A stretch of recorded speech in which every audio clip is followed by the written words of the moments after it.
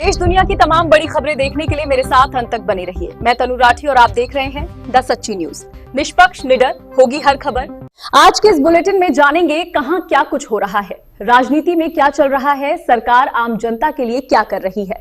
किसानों से, नौकरी से, मौसम से जुड़ी हर खबर मिलेगी आपको सबसे पहले। अगर आप चैनल पर नए आए हैं तो आपसे अनुरोध है चैनल को सब्सक्राइब करके बेल आइकन को ऑल नोटिफिकेशन पर प्रेस कर लें। आप वीडियो को लाइक शेयर नहीं करते हो, चलो बहरहाल आपकी मर्जी। आपको जो भी खबर अच्छी लगे आप अपनी राय कमेंट में जरूर बताएं। चलिए आज की पहली बड़ी खबर आ रही है। एडवोकेट मोहित शर्मा जी ने कांग्रेस के वरिष्ठ नेता राहुल गांधी जी को लेकर बड़ा बयान दिया है। उन्होंने क्या कहा, सुनते हैं।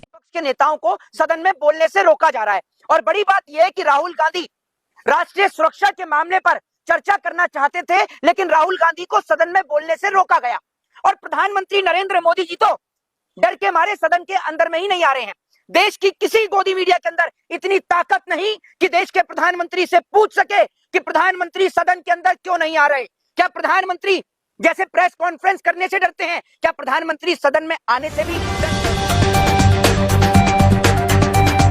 एससी ओबीसी वर्ग को लेकर एक महिला का बयान चर्चा में है। उन्होंने सामाजिक न्याय और अधिकारों को लेकर क्या कहा, आइए जानते हैं सीधे उनसे। वो एक ब्राह्मण बोल रहा था कि आप गधे को घोड़ा बनाने चले हो, घोड़ों से तुलना करोगे। तुमने मतलब मान के रखा है कि एससी एसटी ओबीसी वाले लोग गधे हैं और तुम बहुत घोड़े हो। कौन से तो उखाड़ ली तुमने, क्या कर लिया? आज तक तुम दलित एससी एसटी ओबीसी के ऊपर एट्रोसिटीज होती रही तो तुम नहीं आए, मुसलमानों के ऊपर एट्रोसिटीज होती रही तो तुम इनकी करनी से ना तो नहीं आए जमीन पे। आपने देखी इनके ऊपर क्या गाइडलाइंस आ गए कि सिर्फ इसलिए कि आप कोई भेदभाव नहीं करोगे तो इनको इतनी अपचन हो गई कि सड़कों पर उतर गए। आज तक खबरें आपने इस लॉबी को नहीं देखा हुआ सड़कों पर उतरने पर। और कौन ये चीज बोल रहा है कि ये सारा क्राइम है? कौन बोल रहा है? यूनिवर्सिटी के अंदर सारी चीजें होंगी, यूनिवर्सिटी के जो इक्विटी कमेटी है वो सॉल्व करेगी ये चीज। बाद में जाके ये चीज हमारे एफआईआर में जाएगी, पुलिस के पास जाएगी। आप लोग ने इतना भ्रम कर दिया, इतना भ्रम पैदा कर दिया कि बाप रे पूछो ही मत। ऑपरेसर ही अब ये चीज बोल रहा है कि हमारे ऊपर रूल्स रेगुलेशन आते हैं। तो भाई ऑपरेसर्स के ऊपर ही तो रूल रेगुलेशन आते हैं और किसके ऊपर आते हैं? इंटरनेट जो जितने भी इंस्टीट्यूशनल मर्डर है, आपने देखा कोई इंस्टीट्यूशनल मर्डर किसी ब्राह्मण के साथ में हो रहा है? एक शख्स ने माननीय मुख्यमंत्री योगी आदित्यनाथ जी को लेकर बड़ा दावा किया है। कानून व्यवस्था से लेकर शासन तक क्या कुछ कहा गया, सुनिए। प्रकार से मोदी और शाह की ये राजनीति है कि योगी को हटाओ, नहीं तो ये ऊपर चढ़ जाएगा। तो योगी तो अब ऊपर जाएगा लेकिन मोदी और शाह एकदम से खत्म हो जाएंगे। हम 30% हैं, आप इस चीज को समझ लीजिए। 100 में से 30% हैं हम। और एक ब्राह्मण अगर पूरे मगध साम्राज्य को हिला करके रख सकता है तो आज पूरे भारत देश का ब्राह्मण। भीम आर्मी प्रमुख और सांसद चंद्रशेखर आजाद जी ने यूजीसी नेट कानून के खिलाफ बड़ा ऐलान किया है। उन्होंने 11 फरवरी को दिल्ली में धरना देने की बात कही है। क्या है उनकी मांग, आइए सुनते हैं पूरा बयान। 11 तारीख को दिल्ली में हमने ऐलान कर दिया है कि हम केंद्र की सरकार को घुटने टिकवा के रहेंगे। 11 तारीख को अब कोई बातचीत नहीं होगी, अब संघर्ष होगा। अब कोई रास्ता बचा नहीं है, अब नहीं बचा रास्ता। ये सरकार अगर हमारे अधिकारों को निगलने का काम करेगी तो हम भी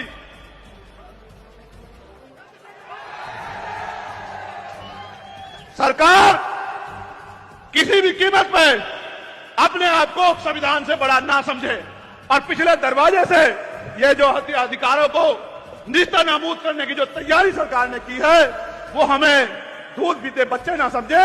अगर संवैधानिक मर्यादा में समझोगे तो संवैधानिक मर्यादा में समझाएंगे, और अगर गुंडागर्दी करोगे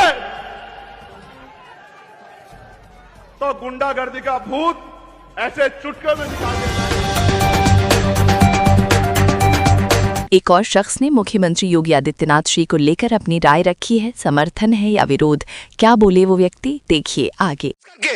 हमारे उत्तर प्रदेश योगी आदित्यनाथ, उनके लिए भी षड्यंत्र रचाया जा रहा है। मैं फिर कह रहा हूँ, एक ही बब्बर शेर है और एक ही हिंदुस्तान का शेर है और एक ही ऐसा है जो हिंदुओं के पक्ष में और हिंदुओं के सपोर्ट में जो बात करता है, जो धर्म प्रशिक्षण की रक्षा करता है, वो करने वाले हैं और करेंगे, और वो है योगी आदित्यनाथ। अभी भी समय है, इस चीज से बाहर निकलो, क्योंकि बाबा ने भी हमारे कहा, मोदी जी ने भी कहा, सम्मान है कि क्या नाम है, बटोगे तो कटोगे, एक रहोगे तो नहीं। यादव सेवा संगठन के अध्यक्ष ने ब्राह्मण समाज को लेकर बड़ा बयान दिया है।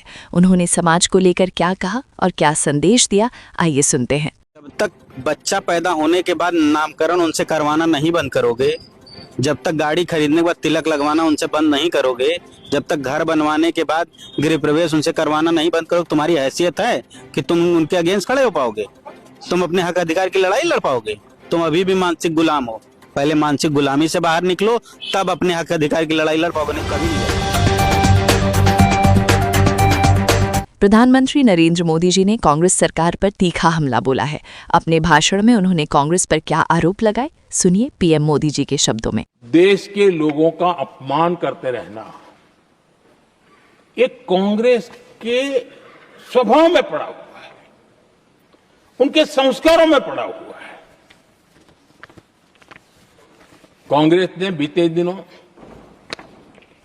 राष्ट्रपति जी का अपमान किया।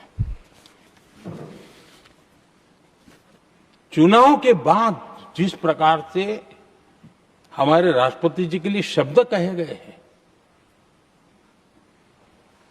शर्मिंदगी महसूस होती है कि ये कैसे लोग हैं।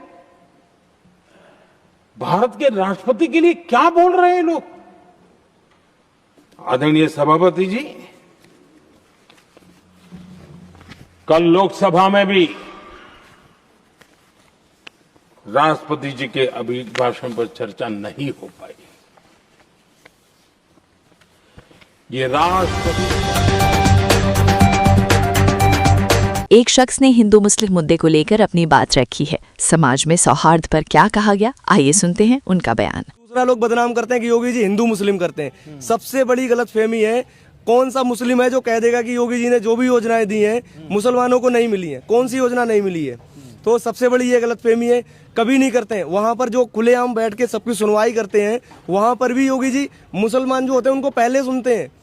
आपने कई वीडियो देखे होंगे, मुस्लिम बच्चों को खिला रहे हैं, तो ये लोग बदनाम कर रहे हैं उनको। हम तो एक ही बात कहेंगे, योगी जी जो कर रहे हैं ना, सही कर रहे हैं और सत्य के साथ खड़े हैं। अब जो डरने वाले हैं, जो गलत करेंगे, वो तो डरेंगे, सीधी सी बात है, और उनको डर लगना।